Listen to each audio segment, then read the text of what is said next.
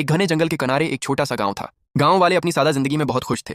वो खेती बाड़ी करते, मवेशी पालते और हर शाम अकठे बैठकर खुशगपियों में वक्त गुजारते थे। एक दिन जंगल में शदीद बारिश और खौफनाक तूफान आया। इसी तूफान में एक शेर का नन्हा सा बच्चा अपनी माँ से बिछड़ गया। दरअसल वो आहिस्ता आहिस्ता चलता हुआ गांव में दाखिल हो गया। शुरू में लोगों ने उसे एक आम जानवर समझा, लेकिन चंद ही दिनों में वो बड़ा होने लगा और शरारतें भी करने लगा।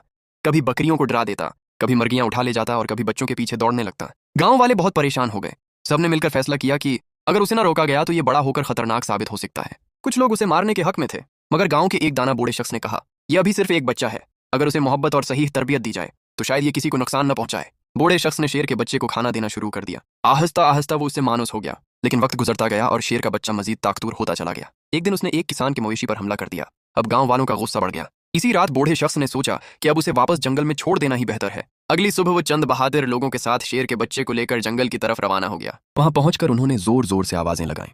कुछ ही देर बाद एक बड़ी शेरनी सामने आ गई। वो दरअसल इसी बच्चे की माँ थी। शेर का बच्चा अपनी माँ को देखते ही खुशी से उसकी तरफ दौड़ा। शेरनी ने भी अपने बच्चे को प्यार से अपने करीब कर लिया। गांव वाले ये मंजर देखकर हैरान रह गए। शेरनी ने इंसानों पर हमला नहीं किया, बल्कि अपने बच्चे को साथ लेकर खामोशी से जंगल की गहराइयों में वापस चली गई। इस दिन गांव वालों ने एक बहुत बड़ी बात सीखी। हर ताकतवर या खौफनाक दिखाई देने वाली चीज हमेशा दुश्मन नहीं होती। मोहब्बत, समझदारी और रहम से बड़े बड़े मसले भी हल किए जा सकते हैं।